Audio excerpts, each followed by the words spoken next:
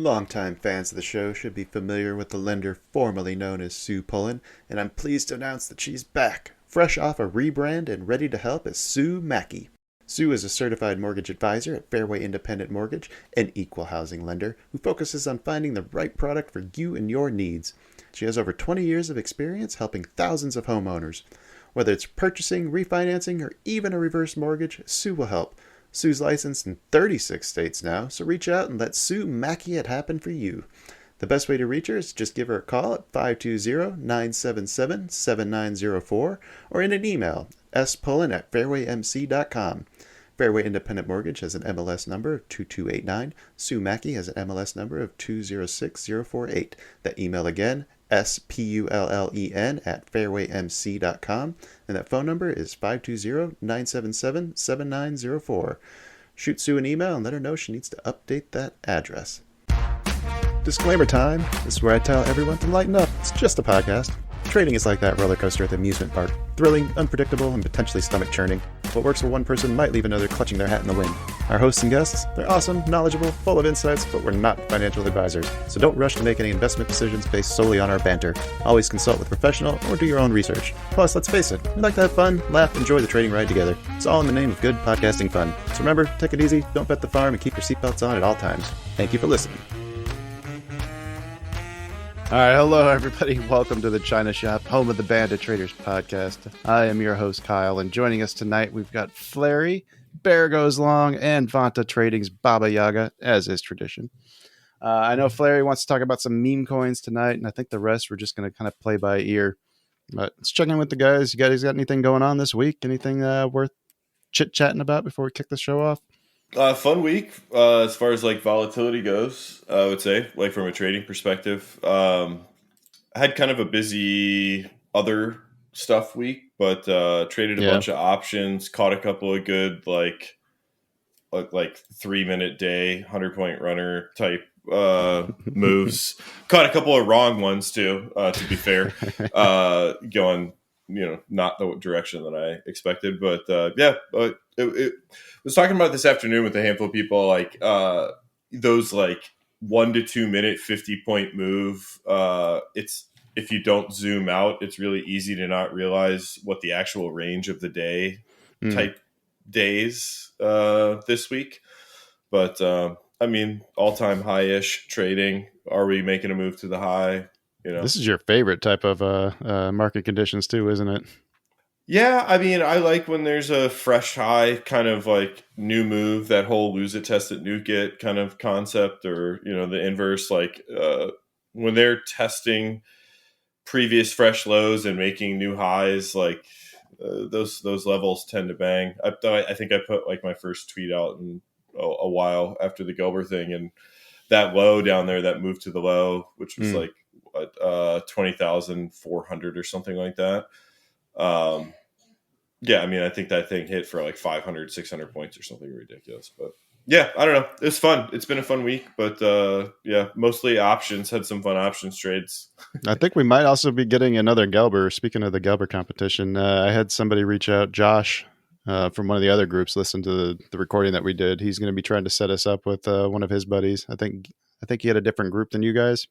Yeah, I think we were maybe together in the very beginning and or like before they grouped us. And there was definitely some Twitter names that I recognized, at least from the, the real names that I'd be interested to even hearing if they were the same people that I follow. But yeah.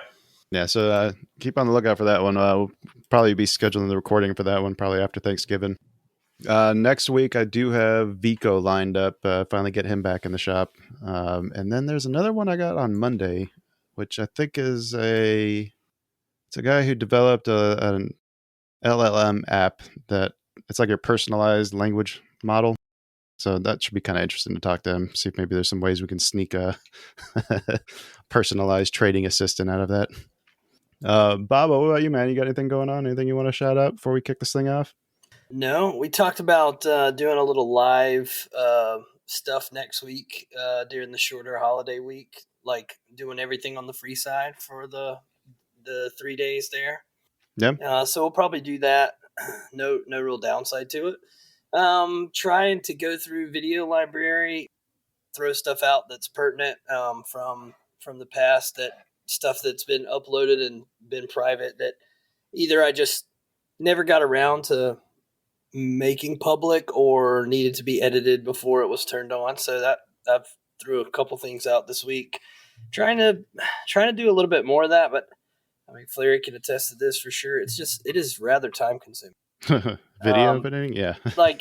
Yeah. I mean, I know you guys get it with like doing all the podcast, or your wife gets it with doing all the podcast and everything. Shout out. But it's if I'm sitting at the desk doing all this stuff that we do in the mornings, and then have to remember to turn on the stream and turn on recording and then mix it down and then edit it and then upload it and then tag it and then put it in the right playlist. And that sounds like complaining, and I'm not looking for a video editor. So no, also but not. Yeah, it's a bit much, and I've got a big family, and so as I'm able, I've been trying to throw a little bit more stuff out there. But Bob, if I'm going to be honest with you, I've been feeling a little bit of burnout lately too. Like it's just, I don't know. Eventually, you got to just take a little bit of time away. I don't feel burnout. Actually, I was thinking while I was pulling this fresh hoodie out of the dryer not long ago, I was thinking how I probably haven't been as like locked in or motivated with trading as I am right now in a long time. Yeah.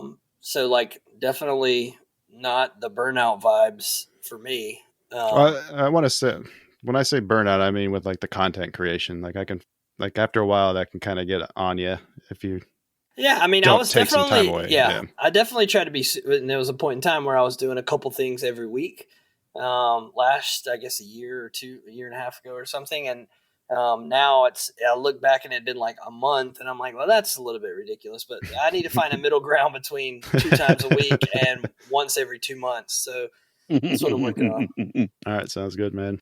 Well, what should we talk about today? We got Flary coin, I think, that just launched like 10 minutes ago, and we could talk about Bitcoin at all-time highs.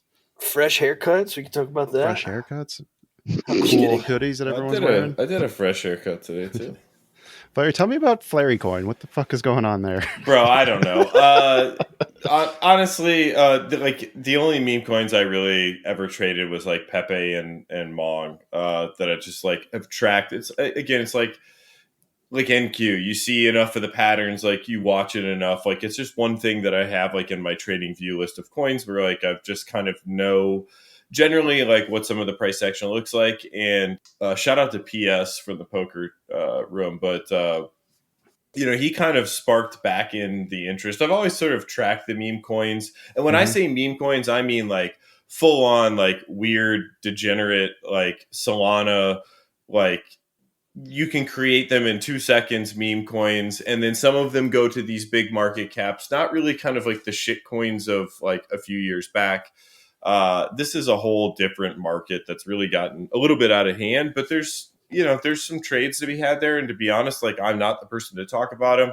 Like, but if somebody gives me a good tip, like this PS shout out this WOG coin at like 7 cents. I think it hit 80 cents the other day. And now it's down to 40. So, let that be what it is. But yeah, I mean, it's just like, it's kind of just watching some of this stuff and the Bitcoin getting to all-time highs.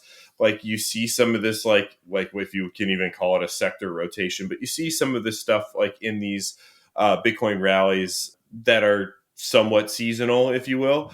And yeah, I mean, just kind of gearing up to get at least comfortable with, what some of these guys are doing. And if there is actually any edge in some of this stuff, can you beat these bots and stuff like that? So anyways, through this, messing around with some Solana meme coins and, putting out the Phantom wallet and all these things that you need in order to kind of trade these like super obscure coins.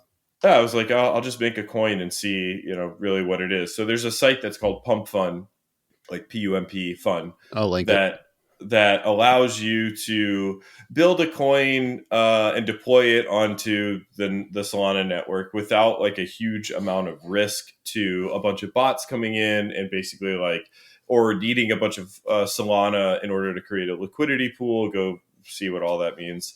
But essentially, it's like a low barrier of entry to creating a coin. Like so I was like, all right, let me test this out. So I made like a test coin, whatever. I think it was literally like, remember the show Boy Meets World? Oh yeah. Yeah. Used to love It was that like show. Boy Meets Meme, and it was like Topanga. Nice. Was the name of the coin. Nice. But anyways, so like I tested it out. It cost $1. It was like $1.25 or something like that. And sure enough, like the initial sort of like stake that I put in, or how many coins I bought, was protected. So a bunch of bots came in, they tried to buy it, and they were like, yeah, this is not going to go anywhere. So they sold it. But my stake was protected. And so I don't know, it's kind of like a cool, fun way. Like for it, like literally $1 plus I have like one Solana in the coin. It's never going to go anywhere, and it cost me $1.25 to have Flurry coin. So, whatever. log in and buy it and pump it to $10 million market cap, and that one Solana will turn into 200, and I can be like that kid. I don't know if you guys saw on Twitter that like 12-year-old kid or whatever it was. Yeah. He like rug pulled everybody for 30 grand live stream. Was like, yeah, fuck you. Yeah. And then he did it again. Yeah, it was like Quant Coin. So he went on this pump fund. He was live streaming, and like for whatever reason, the community like picked up on it, and they went and pumped his coin up. So he maybe had like, God bless a 12-year-old kid having $1,000 with a Solana. But so he went and he built this coin. He bought $1,000 worth of it, which was safe, right? So like no one could have stolen it from him, but. Like he went and he was live streaming, and a bunch of people caught on to it, and they pumped it up. Like they were buying the coin, and he just rugged them. Like literally rugged them live, and was like, yeah, fuck you. But the thing is like the coin's not dead. Like a bunch of people still own the coin. So they were like, all right, well, let's show this 12-year-old what time it is. So they started buying it again. They ran it to like a 50 million market cap. Oh my god. So this kid's, the amount of coins that he originally sold for 30,000 would have been worth like 5 million or something like that. Whatever. Go look at the story. It's all over, Twitter or whatever. But yeah. Anyways, it's just kind of a stupid thing and fun. But like there's at least like, you throw like 150 darts at the wall, and maybe one of them turns into that.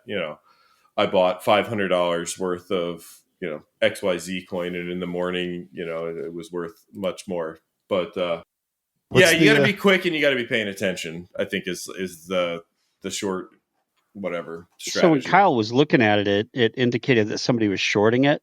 Do we want to speculate who was shorting it? The Flurry coin? Yeah, I don't know. That's interesting. So there was 3 buyers, all about a Solana, and somebody came in and was like, I'm selling. Yeah. Which I don't know. I don't think you could just short it. So my guess is one of those guys changed their name. Like it's a bot. One of them changed their name and did it. Again, this is how fucking, like, I have no idea. What are these 4 people who bought Flurry coin? Are they like, I'm sure they're all bots. So what's the game? What's the hustle? I'm sure they changed their name to make it look like there's like activity or whatever, but yeah, I don't know. It's an interesting market, dude. I made 100% on a coin today. There's a guy who literally created shitcoin. That's the name. And his thing is that he's going to sit on a toilet until the market cap of the coin he created on Pump Fund gets to 50 million. So he wants to set the world record for the longest time anybody sat on the toilet, and he's going to stay on the toilet until it goes to 50 million. Did he miss that And article? you know what? Did he miss that article that said that it's really bad to sit for more than 10 minutes? Dude, I don't think he cares. I think he's trying to turn $1,000 into $1 million, and he'll sit on a toilet for as long as it takes. But I'll tell you what, I got 100% move out of it. I was a believer. I said, listen, I like the story. Guy's going to sit on the toilet until he gets a 50 million market cap. Mm-hmm. I'm with him for at least a little bit. Is that what the deal is with the meme coins? You got to pick the right name or just the right story. I think there's a narrative. You got to sort of capture that like the Costco hot dog. It's going to be $1.50. I was going to say, yeah, I remember that one. Yeah, that's a good story. I'd get behind it. Yeah, Costco hot dog, whatever. That's a good story. So, go ahead, Bear. So did you hear about the AI created one, the Goatsy coin? Yep. Yeah. There was a couple of those. That was like a hot thing, right? So like AI created its own coin, it deployed it to some network, blah blah blah. Like it was the first world. Oh, it's on Twitter. It's Terminal of Truth on Twitter. The AI itself is allegedly the AI, but Allegedly. Yeah. I don't know. Allegedly. It's freaking Yeah, hilarious. listen, I'm not going to be doing any marketing or anything of Flurry Coin, but if it randomly catches a bump, let's go.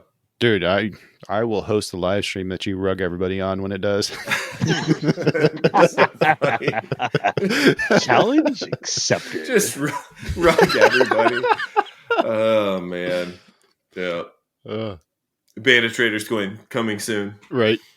I think we might have. I don't know. I'm out here. I'm probably gonna have to play with this thing. This looks like too much fun. I mean, it really is just having fun. But Dude, for the price of one soul, you make your own coin. I mean, what's it gonna be? Maybe we should have a competition for that. We got a hoodie to give away. Maybe we can give a hoodie to the best coin name best coin someone creates. Yeah.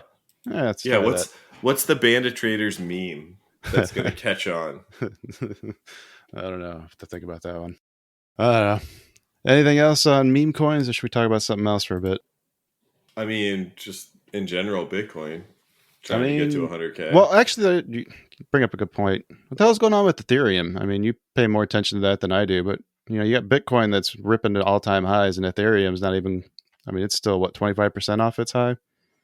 Yeah, I mean, again, not necessarily my area of expertise, but the general thesis I think would be Bitcoin has a lot better narrative and use case, and Ethereum's use case was kind of this what used to be a meme coin, formerly known as a shit coin or whatever, and Solana's really just kind of taken the space along with a bunch of other stuff, as well as like speed and use case. And yeah, I mean, it's a little bit of the dinosaur. Will it catch a pop that's equal? Still to be determined, but is it because of that proof of stake that they switched to? Yeah, I mean, that could be a piece of it too. I mean, it just kind of lost its crowd appeal, which I think it's still a very speculative market. I know, right? Yeah, it really started dying with the proof of stake, and then the last I saw on it, the gas fees were getting ridiculous, it's like, and that's it's what everybody was insane. complaining about. They're like, why bother? It's too expensive. Yeah. Dude, I literally made 2 coins today for $2.50, including fees. Like, if I tried to do that on Ethereum, I'd have to I'm sure buy a node. Yeah. So yeah, I mean, is it still a decent hold? Yeah, sure. Do I wish I still had some at $12? Yes, but I mean, that just goes without saying. Anyway, all right. Well, we can talk about something else then. Yeah, Bear. I got paged. I got to go. Oh, all right, man. Yeah, thanks for dropping in. See ya. Yeah.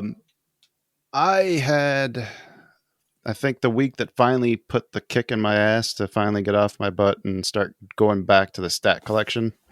That's something that we've talked a lot about. I think I mentioned it on this program multiple times about needing to get back in and start doing that work. But I was curious if you guys had any thoughts, any suggestions, any tips for going through and starting that process of collecting the stat. Yeah, thanks, Bear. You're distracting me getting naked in front of me. Nice. Be safe, Bear. Yeah. Do you guys have any suggestions for where to start? Anything to be wary of? Any traps to watch out for? I don't know. Just any advice, any guidance. Avoid look ahead bias. What does that mean? When you're looking at when you can see what happened and then you think, oh, this is definitely a trade I would have longed. Yeah, I mean, if you have a strategy that requires a 15-minute bar close, but then you're taking that 15-minute bar close and then applying it to a 1-minute inverse fair value gap, you can find, at least depending on what you're using for automation, sometimes you can find that you're getting the benefit of the doubt of knowing that the 15-minute bar close happened before the entry signal on the 1 minute happened.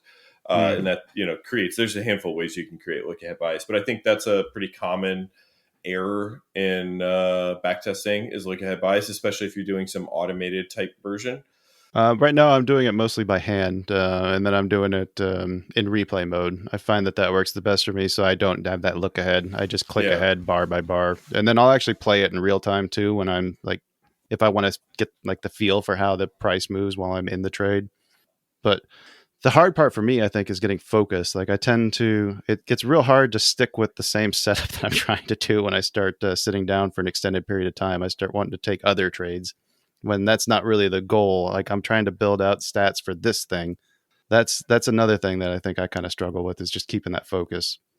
So I don't know, maybe I just need to do a better job of defining everything that I'm setting up with. Maybe not having like a clearly defined, or not clearly defining the setup. I don't know. I'm just talking to my ass right now, but So interested to explore. Hey, click, clack, blah. Hold on, before you go, Zencoin?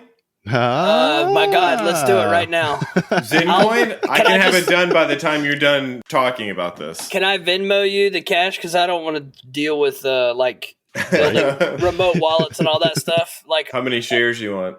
I don't know. We'll figure it out as soon as this podcast is over, and then we'll go from there. Fuck, that's actually pretty good. Yeah, Right. But I'm streaming live on YouTube, so somebody may do it before.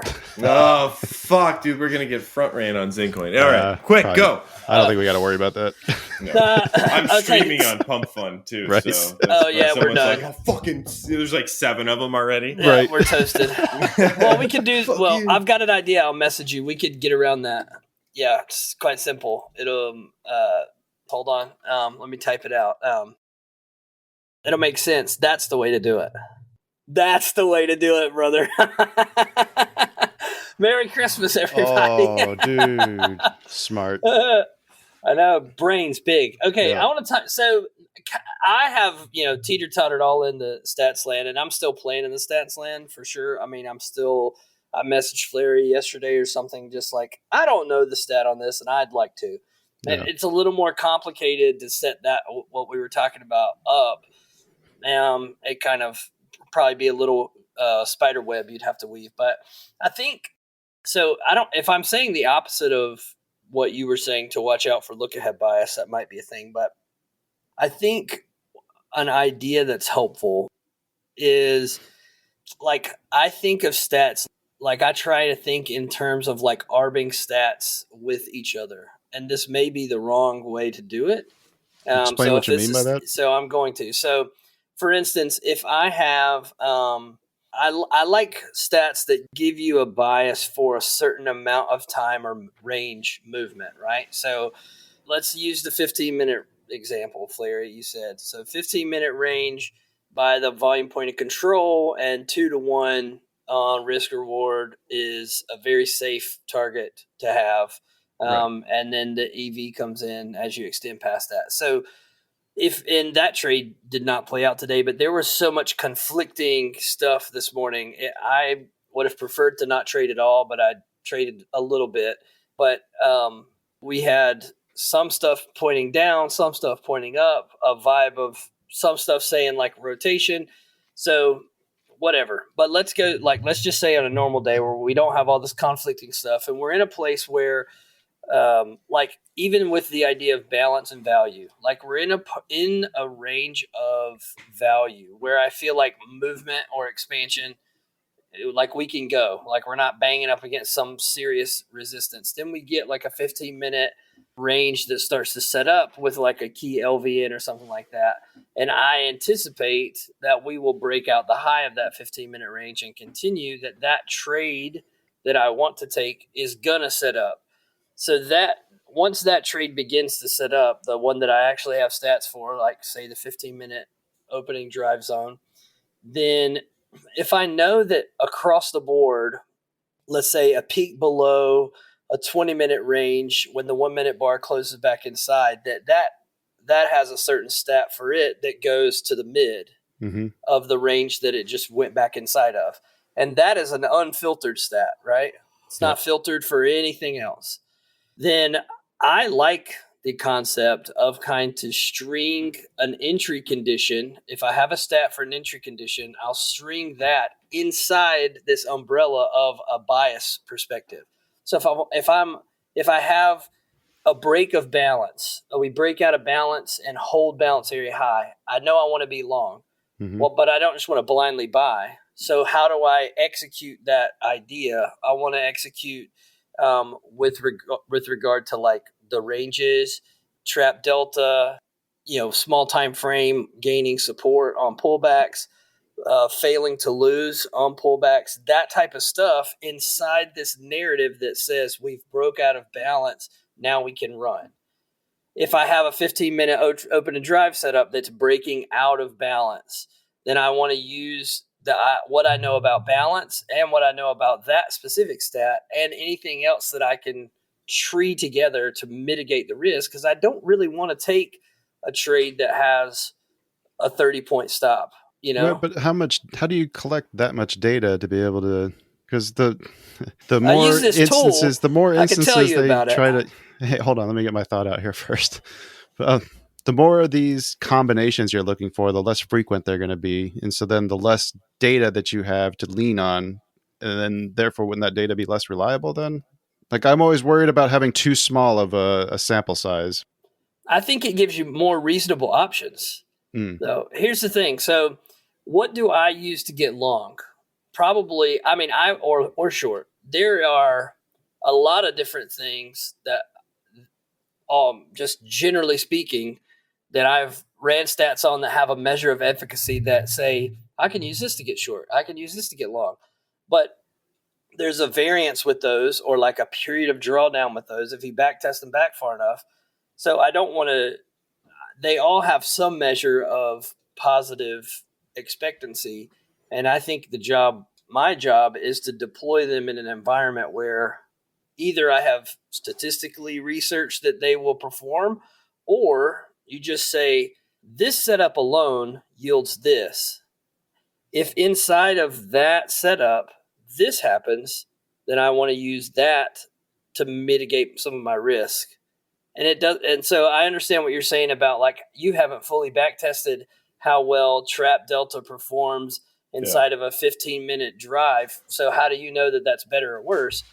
Maybe I don't know statistically. I haven't paired both of those together, but it stands to reason that if the efficacy of the big picture narrative is correct, then the trades that are executed in that direction would be probably from the batch of the stats towards the better side of that small, because it's essentially filtering through confluence. Exactly. Yeah. You know, I want confluence for a big picture direction. Hey, it's hard for me to get long off a 4-hour hold zone, because look how far below one we can stretch before Right. we rebound back and close the candle back inside. Yep. That's hard for me. So as we move to and through that, then I begin to look for signs and ways to risk to come back and have that be a 4-hour candle that closes back inside, and negotiate that back up. That's just a random example, but the idea is that it's kind of like the difference between a setup and an actual entry condition. Like, your setup may be something happening with that 4-hour zone, but you're not going to use that for your entry condition. That's just giving you the guidance to say, hey, I want to be short or long here. Yeah, I think you want to measure of bias for a distance or an amount of time, and then inside of that, you execute whatever you can use to hit your wagon. And I think personally, I trade the best when I feel free to do that. What frees me up to execute in a direction is when I have something that tips the hand that we should travel this far, or we should travel to this level, or we should travel this direction for this amount of time. Any one of those three things, then I'm not looking to fade that move until one of those three things has come to fruition.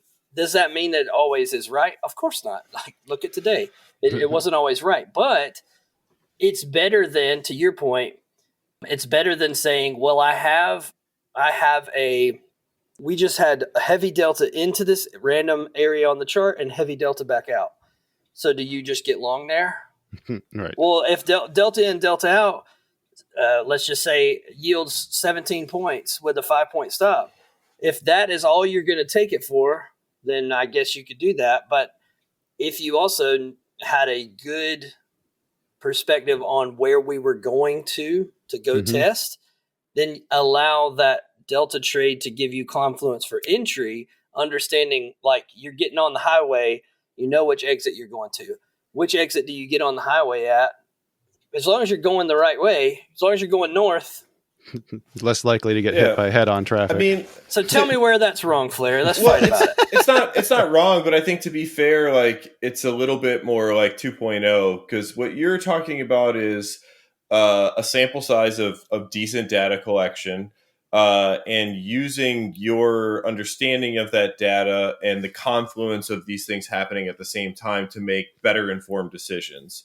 Whereas I think like Kyle's saying, like if I'm at like, level zero, go back a few steps. where would I start? Because I agree, and I actually think that's where I tend to use stats more, is like what you're describing, Baba. But it'd be something like, okay, I have where we have a 15-minute directional opening range. It's to the downside. We pull back, and the POC is also in the opening range. Well, ding ding. Okay, I've got an opening range retest, and POC is in the opening range, and I know that this trade has a 40% win rate. Well, it also happens to be the previous 1 hour range high, and we have an inverse fair value gap. Like I have like 7 things that I know are just like giving me conviction to buy the ticket, take the ride, see it, hit it, all those good things.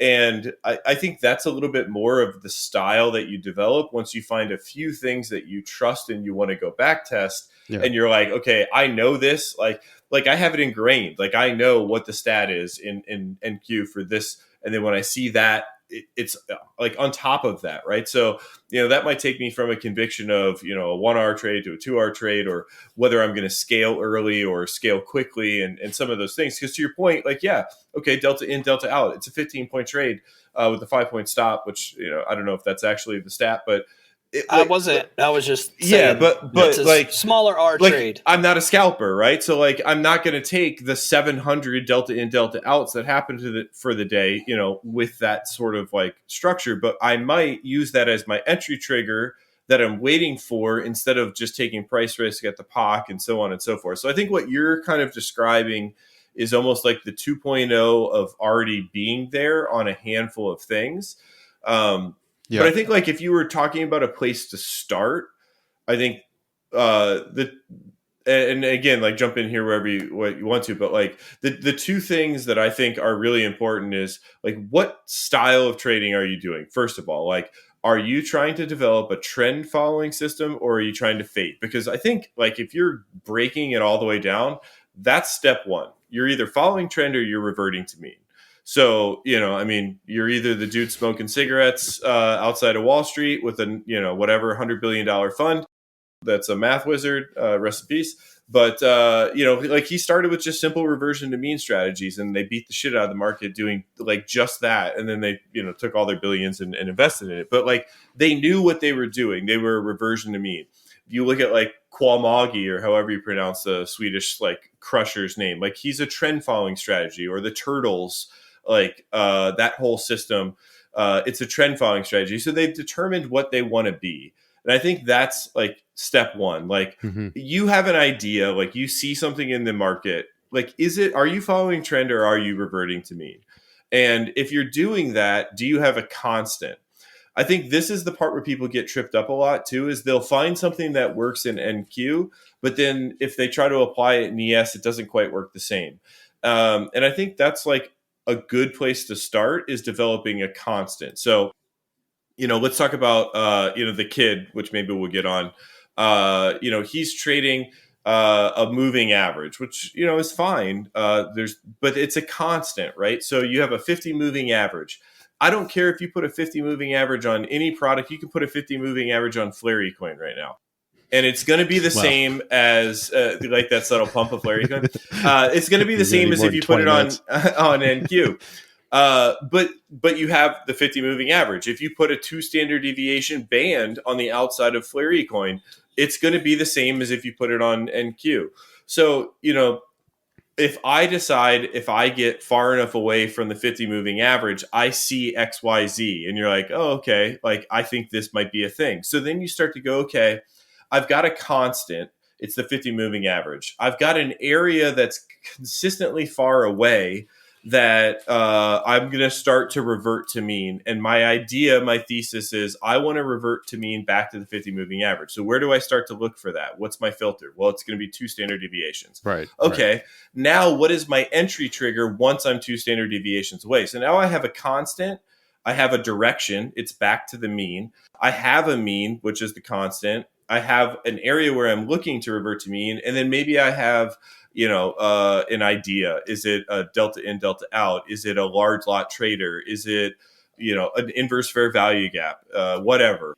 And you can start to kind of like test that. So I think that's like a key piece is like having, if you're really just starting on like the level one, is like, what are you doing? Are you reverting? Are you trend following? Two, like, do you have a constant and do you have a filter for that like then like distills down to what is your entry trigger?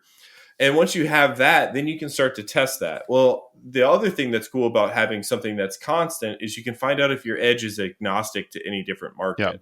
And, we talked a lot about this with the Gelbert piece is like one of the cool things that I saw these guys do is like, they talk about stocks in play and stuff like that. They're going to like, gold's gapping, whatever, like Bitcoin's moving. So gold's moving, and all these things that are in play. Well, if your setup works better when the stock has a high RVOL or whatever it is that you're using to track in play, does this agnostic system that has a constant work across different things? And I think that's another thing that's really key to kind of simplify that statement down is like when you start getting really, really convoluted, like let's say delta in, delta out. Well, okay, in NQ, I'm looking at delta on a 375 volume chart. Well, why did I pick that? Well, I picked it because of A, B, C, and D. Okay, well, does that same thing apply to CL? Does it apply to ES? Right. And do you have this like advanced solution to why 375 vol? And is it really just 375 vol because it just works in NQ? And I think that's where people can kind of get stuck in this, like you really sort of form fit. Again, another thing to avoid in backtesting. Like you've found this like one little thing that worked for this small pocket of time, but really you've just kind of like meshed the stats collector into this like, good, whatever, this good score or however you're going to call it, for this small period of time. And I think that's where like starting of the thing of like constants, like what can you do? So time-based things are really like a great trigger because a 1 minute bar close is a 1 minute bar close. I don't care what product you're trading.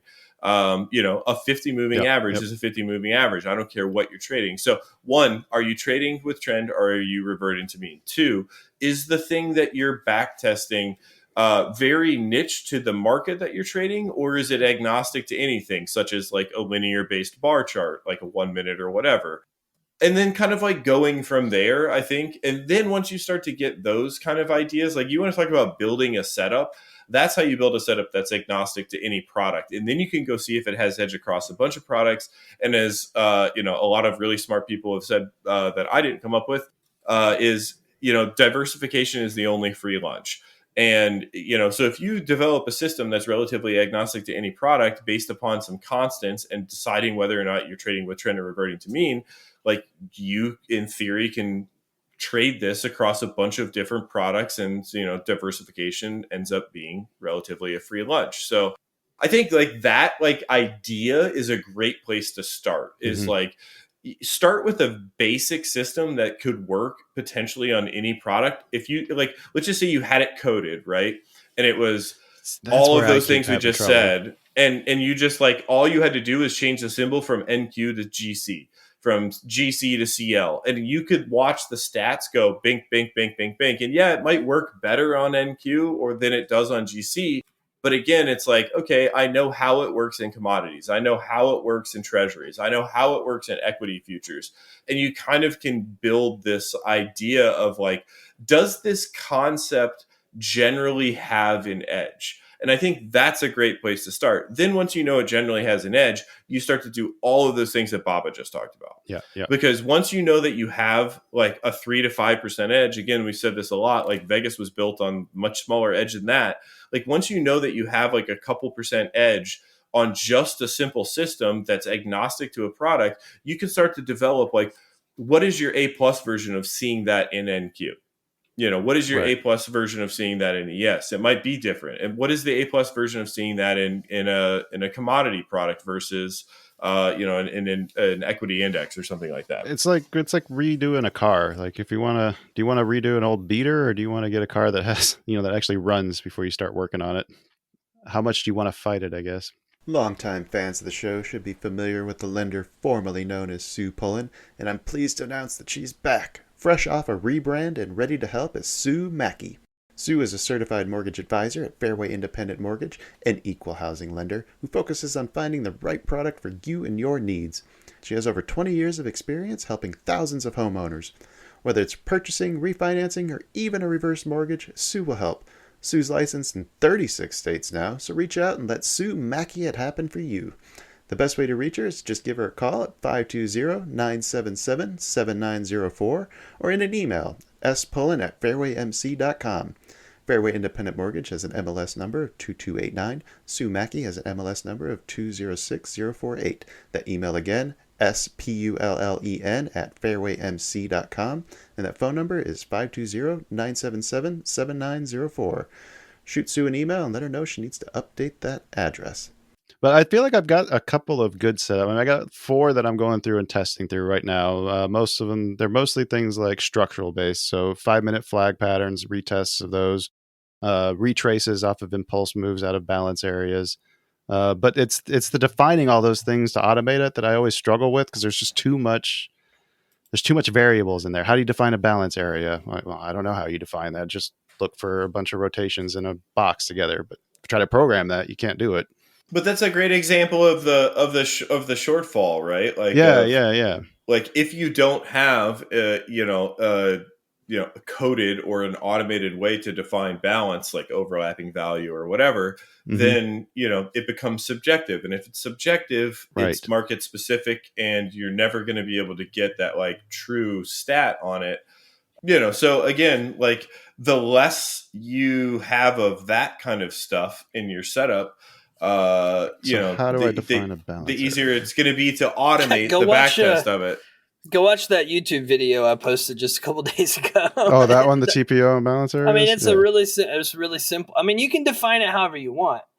Well, I'm not talking about daily values. I'm talking about like 5-minute rotations. Like, we put in like a little. I'm talking about like intraday rotation. Balance areas. There's still. I mean, you can take that concept down as far as you want. I mean, I took it to a 5-minute for a while. Actually, that's not a terrible idea, is to put volume bars on like a 15-minute candle. Yeah, I've done hour, 4 hour, 15-minute, 5-minute. Here's the thing that this is just for me. This is helpful, and I think you have to have something, whatever you choose. And there's a lot of things. It could be a moving average. It could be balance and value. It could be, recent swing high, however you wanted to define that, but you need a fairly systematic way to define it. Whatever you want to use. And I have like, for a day, I have like 4 things that give me clarity on a bias for, and I only hold that bias from the open to like 10 o'clock candle close. I think 10 is the first time that could change for me, and then 11:30. So like those 2 pops in time are like, well, I mean, I've said it a ton of time, but when we start the day, that actually can start. What defines the bias for me can start earlier in the day, which is why a lot of days I have trades on, 7 a.m., 7:30. Right. But I think you have to, and I've chosen the 4 things that I resonate with, I guess. They fit inside of what I'm trying to accomplish. And if those 4 are, like today, one is bullish-ish, one is meh, one is pretty bearish, then that's a day where it's like, well, I mean, it was also a Friday. Don't usually sling it all out there on Friday anyways. So that's a day where before the market does anything, I'm already, based on just the same thing day after day, I'm like, So that sounds like the market moods, which Rich would like to talk about. Yeah, having your way of identifying what type of mood we're in. But then once that part is clear, then I'll go one step down and go, okay, so inside of that idea, where would I most probabilistically see our expansion? If we're going lower, where are the rungs on the ladder that I think we're going to have to step down? And for me, really, to some extent, I try not to have a lot of rungs, And I like to think that I know that each rung matters. Right. And so as something is getting accomplished, that becomes a line in the sand a lot of times. And it's a line in the sand where, let's say, in the fullest expression of my idea, that line in the sand gets crossed and really doesn't get crossed again. That's the next injection of pace, and you've heard me say things like that when we're trading. I want to see pace below this. It doesn't mean if I don't get that it's over, the move is over and whatever. But what I will do is get on guard at that point. If it doesn't react or behave the way that I would anticipate for the number of days, anecdotal evidence, the number of days that I have or haven't seen it play out the way that I'm anticipating. And so, long-winded answer to, you have to have a couple of core things that define for you, if you want to call it market mood or whatever, but just like your outlook as you look out the looking glass across the day. And then from there, everything else execution-wise is second to that. Mm-hmm. It's if you're trading in the right direction, depending on how strongly the market is moving in that direction, a lot of things will work for execution. Right. I really got hung up for a long time on sharper execution. And what I was really fighting was big picture direction.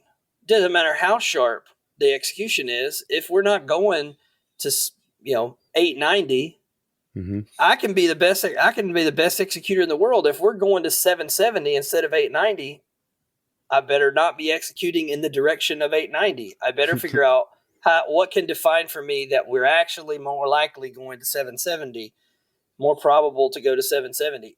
Again, I drew that out the other day when we were talking Thursday, and I said, it wasn't Thursday bullish-ish? I think so. Yeah. Wasn't it move higher? I can't really remember. I think we Wednesday? started lower Thursday and then we dropped went up. 400 points, if not more, and then reversal which and took out the highs. Yeah. Pretty sure Thursday went 400 points down and 500 points up. But could have been Tuesday. One of the days recently, we had a setup where everything I was looking at, I did not want any part in shorts. I wasn't interested in being short there. Everything that I was looking at, almost everything was saying long. Some stuff was mixed. So then I had a setup inside of that, and I normally wouldn't risk the full stop on that setup. I would use something else to arb it. I tried that, got a couple scales off, and then got sized back down. And then I was just I drew it out on the screen. I was like, hey, I don't like the pace of this. I don't like how long we've been here. But stats don't really look at that. They just look at point A to point B. And everything I have says stay in this trade as far as stats. My vibe and what I would prefer is to just be done with it. But I am going to honor that work. It's a percentage. Sometimes you win, sometimes you win, like that Braves player said when they interviewed him. Sometimes they're good, sometimes shit. So we held that trade, or I held that trade, and it ended up being beautiful. I got a chance to add above where I wanted. Once they kind of proved something, got over another ladder rung, I was able to find another way to add some to that trade, scale, blah, blah, blah. If I didn't have something pointing me that direction, it wouldn't have mattered how I executed, what I tried to do, blah, blah, blah. It would have been very difficult. I just think having some tools that point you towards a direction and then executing inside of those is the path forward. And whether you're mean reverting or whether you're trading with trend. Yeah, I mean, essentially you're kind of still talking about the filters. It's the old stock traders scanner, right? I'm trading low floats, and I only trade low floats and X number of volume traded pre-market and gaps of X percent. Right. So I'm only reverting to mean an NQ when opening inside of balance, and balance is larger than 3 days. Yeah. So on and so forth. So again, I think that's a big, like, that's step one, is like deciding when you're going to deploy like a strategy that's trend trading or reverting to mean. Step two is like, what is your reverting to mean or trend following strategy? So like you talked about bull flags, like I think step one for a bull flag is, are we in a bullish trend? And how do you What define did I that? text you the other day? Breakouts Like, tend to do well in bullish environments. Is that yeah, right? I mean, it's like it's the order flow bullshit. Like, like, oh, I saw bullish order flow in a 200-point up move. Well, no shit. Like, we went 200 points up. Like, so where's the trade? Like, you had to have some reason to be looking for bullish order flow first in order to execute based on bullish order flow. Yes. Going back and looking at a 200-point move and saying there was bullish order flow in a 200-point move is fucking pointless. Like, you have to have a metric to say why you were looking for those things in the first place, which, again, is, it all just comes back to like, were you trading with trend? Did you decide the trend was up because of whatever your system is? And then did you see bullish order flow? Well, then executing on bullish order flow makes a ton of sense. So like, I'm looking for a large lot anomalous buy delta. Okay, cool. Like, you entered and risked against this large lot anomalous buy delta spot. That makes a lot of sense. Like, if you have a bull flag and it's a bull flag at the bottom of a 400-point down move after a 50-point up move that consolidates and it's a 1-minute bull flag, is that really a bull flag that you want to be taking? No, because if you zoom out, it's probably a 15-minute bear flag that's like forming or whatever. But again, Right. I think, the idea of all this like back testing and stats collection is that you need to check these like boxes first to actually get the answers that you're looking for. And then the stuff that Bob was talking about is like the advanced, I trust the data that I've collected. Now what do I do with it? And I think that's two like completely different pieces of the puzzle, is like, what do I do with the information that I've now collected, and then collecting it correctly. Where I'm at right now is I need confidence. I need confidence in my entries and my setups, and I'm not going to have that until I have data to lean on. And so that's kind of what's driving this whole process for me. And I want to do it right. So I've actually kind of went back through. I scrapped everything from the original mind metrics that I did with Rich, and just so I could start it all over. I didn't delete it all, Baba. Don't worry, I saved it so we can compare it. But going through that entire process should help get me through all those answers that you guys pointed out, defining the market moods, figuring out when your strategies, whether they're working better in mean reversions, whether they're working better for trend followers, like all that stuff should get addressed if I follow this. But I would like to catch back up with one of the two of you, or maybe both, one of these days after I've done some of this work, so I can kind of review it with you and maybe give you guys a chance to poke some holes in it. I know you love that stuff, Baba. Yeah, obviously I'd be down. It's funny I'm just thinking back, just I think either this week or last week, there was a day where I came into the market wanting to be trading the short side, and most of the time when we go, I mean, the goal of the morning prep is to have a direction. Yeah, I'd like to trade out to, and then so I wanted to trade to the downside. At that point, we had moved lower, we bounced up, we were kind of fiddling around, and I didn't have anything at that moment. And I was looking at I had to pull up a different window, like answering something or doing something. And you said, "Oh man, that was a big seller that just popped off, like 70 lots." Mm-hmm. And so I was like, "Oh my gosh, minimize, like the window I have pulled up to pull up my footprint chart." And I was like, I just immediately sold with that seller, because that is not one of the number, like if I see a big seller, I'm not just selling. But if we're in a place where I want to sell, but I don't have, like, maybe I don't have a small time frame set up, or we're not coming back to something to risk off of, and we're not close to one of those ladder rungs where I feel like I can risk off of those one way or the other, then I'm like, I'm waiting to see something. That's one of the things that at least it gives you a way to risk, right? Yeah. Like, okay, if I get in here, I can risk with this guy this many points, and at least something is putting me in that direction, right? And so that ended up being the start of like a massive unwind for that whole day, that I would not take that trade just any random Tuesday, but because that day already had the things that were pointing me to want to be short, that is like the thing that gives me the freedom to pull the trigger. And so that is, I think you do a great job of watching a lot of the nuance of that. I think that's why I've kind of been so big on the filtering, but it's almost, and I'm saying it kind of in reverse. If you can solidify or further solidify those bigger ideas that you would like to see expressed or you would like to express, figuring out what to watch and how to do that, it almost becomes, hey, chill. It starts to kind of unfold for you. The other piece of the puzzle that this is when you could get in trouble a little bit, and I'd be interested in your thoughts, Larry. There are places in every day where it's like a time to renegotiate. Like, came into the market looking for this, what will change my mind?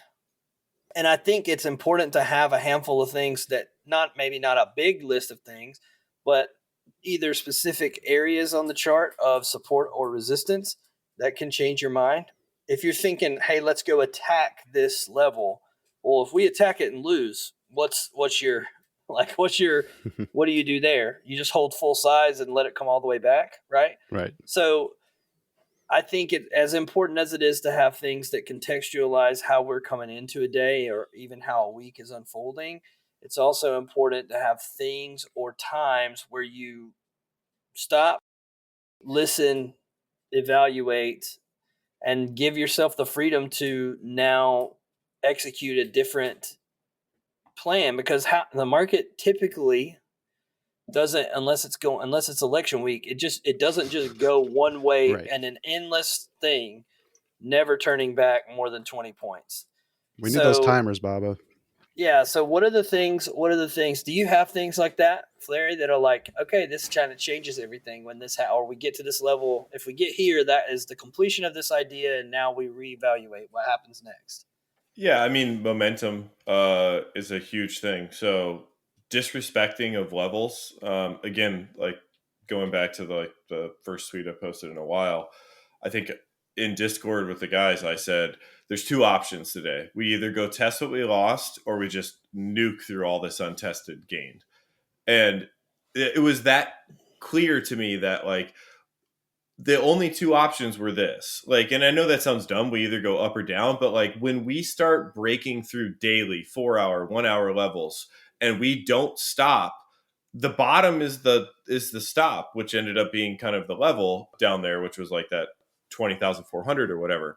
So like momentum is a big thing. Today we saw the opposite. So I shorted the pop back up to like what was like sort of that high that was, relatively equal or whatever up there. There was a cluster down there and we hit that cluster and it literally V'd out of there. Like that's a big so you start seeing bullish order flow, you start seeing inverse fair value gap, you start seeing whatever it is you're looking for after you make a V low in the level that you just took a good chunk of your profit at to, which was actually I was mostly risk off into that level. It was through overnight low, which was level 1, and then that was level 2. That was balance area mid, wasn't it? It might have been. I don't know. But yeah, like it's the same thing. Is I want to see momentum and continuation through those levels. So when you don't see that, you almost have to start to like think about like, would I have gotten long here if you're short? And it goes back to like something I say all the time, like. Closing a great trade to get into what could be a good trade is like the hardest trade in the business, which is also that point of inflection where like, what does a professional do? And I think this all goes back to this back testing is about becoming systematic in your approach to the markets and your approach to risk and your approach to setups. And so if you see something you don't like, yes, be able to define it. I want to see XYZ when we break through what I called support if I'm short. So when we approach support when I'm short, I want to see this. If I see this, then what do I do? So let's say it's not what I want to see. I see like today, I see a big bid, like literally to the tick out of the cluster. I see an inverse fair value gap. I see bullish anomalous delta like firing off. I see multiple 100% buy delta candles coming out on the 375. Like, what do I do? Well, what I do is I reduce risk, right? I don't necessarily change my bias right away, but my system is to reduce risk. Now, I've developed a system to do what I will always do when I always see something that is either not advantageous to my trade or advantageous to my trade. Now, if I would have saw the opposite, right? We break through that level, we go below the cluster, we re-offer the cluster on retest. Now that's where I systematically apply more risk. How much risk do I apply? Well, I systematically apply 50% of the remaining position that I have. And again, it becomes this like gamified version of the data that you've collected. And I think that's the more important answer or discussion around is like, yeah, there's some things that you need to recognize, right? Like this shit ain't working. Like, and I think, I think the harder part, right, is like, it just worked. Like today, I think it was 125 points from entry to that cluster from where I took it to. And I took it after the stupid Michigan fucking data, which I hate, because the actual entry was about 15 minutes before it. It was like at 8:45. But I knew that fucking 9:00 data was coming. And I hate that stuff. So I waited, and it kind of just like flustered around, and it reset up with the lower high. And I was like, all right, I'm taking it. So then the exit was about 125 points lower. It hit overnight low, and it did not make it easy because it stalled in the opening range, and then it broke down. It kind of stalled after it, like it bid overnight low, the old sweep overnight low, which is like a signal. But I sat in it, and then it V'd out of that cluster, and I was like, all right, this sucks. And reduced risk systematically. So I think yes, there's things that you should like almost like think like, would I take the opposite side of this trade? Or I don't like what this looks like. You definitely should have those things, but I think the level 2 of that is, well, then what? Right? What do you do systematically versus like knee-jerk reaction? Do you just cover the trade, which is where you get a lot of traders that are like, I moved my stop to BE, and I like dude, you nailed the entry. What do you mean you moved it to BE? You gonna let the thing fucking work or not? Like, so I think it becomes that like, buy the ticket, take the ride, but also like it's really hard to do if you've got a 125 point position that's working in your favor and it V's 50 points in like a minute. Like what do you do? Right. Like, and it's hard when you were so right to be so quickly wrong, to make those adjustments. And I think like, again, going back to that, like systemizing some of these things is like, well, okay, I saw this, and every time I see this, I don't care if I'm up 125 points or whatever it is. Like, this is how I react when I do that. Because you can always put it back on if it breaks below the level. Right. Trust me, they'll let you do it. They're going to charge you. They're going to charge you the $5 or whatever, unless you got your seat or whatever. Like, they'll let you put it back on. They're not going to stop you. You can just reshort it, or you can get long again. And you can do all those things, but it's about having a plan versus reacting to those things that I think is the important part of the conversation. But yeah, definitely. Like, dude, if I see like 5 blue candles in a row on like the 100% buy delta, like I'm going, oh shit, like this is not good for my short. Well, I like what you said there about the plan, and I think that's I think what makes this whole process feel kind of overwhelming is that I feel like that's what I'm doing. I'm starting back, and I'm actually trying to take all the shit that I've collected over these last 4 years and put it into a no shit real trading plan. And that's a process that I don't feel like I've ever actually worked through to completion. I'm going to send you a document that I built. That'd be awesome. That's like a living document that it's my process written out. And the kid that I'm working with, I've been challenging him to get his version of this. And I think it's a cool place because like Babas was alluding to earlier, like there's all these variables in trading, right? There's this E equals MC squared. There's the experience piece that I think like takes over a lot of what we're talking about anyways. But if you don't have the document, if you don't have your process outlined to the point of like this stuff specifically with risk, but more so with setups too, you never know if you're outside of your work or not. And I think that's the big piece is like, you spent the time to do all this work, write it down, define it, and then be able to go back at the end of the day in your journal or whatever it is, right? And say like, okay, I took this bullish flag breakout. Did I fade an uptrend on the 1 hour? Yes, I did. Okay, well, like, what are the notes there? So again, like I'll send you what I did, but yeah, like Yeah, all you guys are please. holding it up. Like it's I think that's the important piece of it too, is like, and then I think the last part, which is unfortunate because it should be relatively the first part, is how do you manage risk inside of this process that you've defined? And that goes to adding, that goes to stopping out, that goes to taking profit, that goes to the whole piece of like, are you systematic or are you knee jerk? Are you adding back 50% of your core position? Are you adding back, when you add to a winning trade, are you adding 1R? Are you at like what are you doing? Like, what is your system? And again, without some version of that written out, you never know if your feedback loop is good or not. Like it's just this constant churn of like, I feel like I'm getting better, but I don't see it. I feel Without like any this should be working, variables. but yeah. And I think that's where like the progress really starts to, sort of go exponential, like up to the right, is when you get to that point where you can say, this is my setup. I can describe it in 2 sentences or less. I can describe the conditions that the setup happens in that are favorable, that make it A plus. When it's A plus, I put on this amount of risk. When it goes in my direction, I do this. When it pulls back after I've taken 50% of my position off and I see things I don't like, I do this. And how you learn to sit in those trades. I sat in the short today and listened to people take longs against my trade for an hour until it hit that cluster. And when it hit that cluster, I took off basically 60% of the position and listened to them all celebrate what I was like, man, that's a good long. Like I really like those trades, guys. Nice trades. Like those are good trades. And then I had to go, okay, like I'm going to fade them for this long. Yep. Nope. They're right. And what do I systematically do? I systematically cut the position down to some position. I didn't change my mind.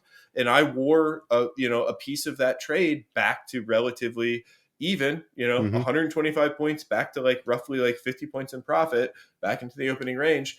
But I didn't wear the entire thing, and I think again, it comes down to that, like, if you don't have it defined, you can't start to make these game time decisions in an accurate manner. And if you're not making them in an accurate manner, then what are you studying when you go back and you look at your trades? You're just studying like your performance on that one small segment, that one coin flip that you took, if it's not the same every single time. And again, that's how you find out information. Like one of the coolest stats they had in Gelber was this piking stat. Like, what was the expectancy of a trade when you clicked in versus where you got flat? And like that was like cold water every time you looked at it. Like, wow, okay, so my entry would have made me $40,000, but I collected 10.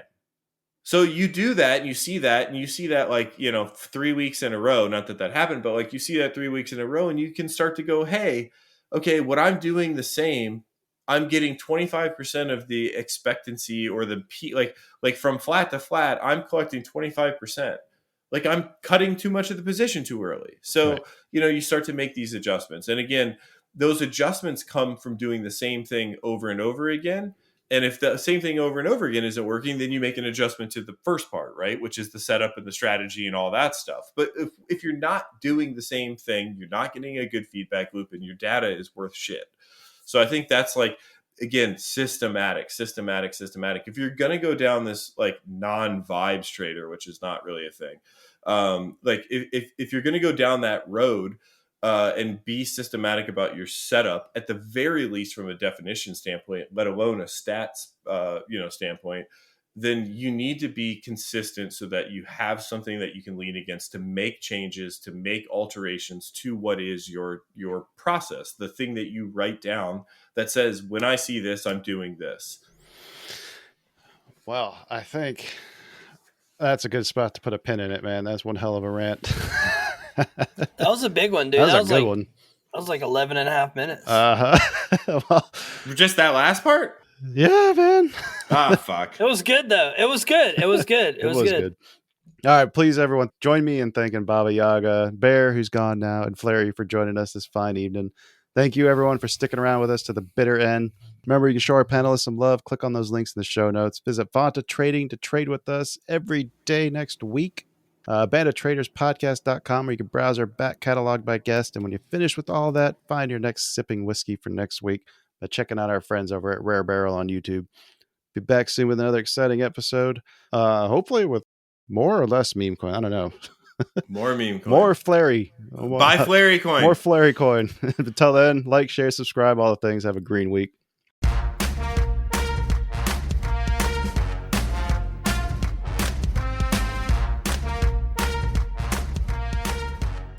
This podcast is intended for informational and educational purposes only. It does not constitute financial or investment advice and should not be construed as such. The hosts, guests, and contributors of this podcast are not licensed financial advisors, brokers, or professionals. Any trading or investment decisions made based on the content of this podcast are solely at the listener's discretion and risk. Trading and investing in financial markets carry inherent risks, and past performance is not indicative of future results. Listeners should conduct their own research and seek advice from qualified financial professionals before making any financial decisions. The views, opinions, and information shared in this podcast are those of the individual contributors and do not necessarily reflect the views or policies of the podcast creators or associated organizations. Produced by China Shop Productions.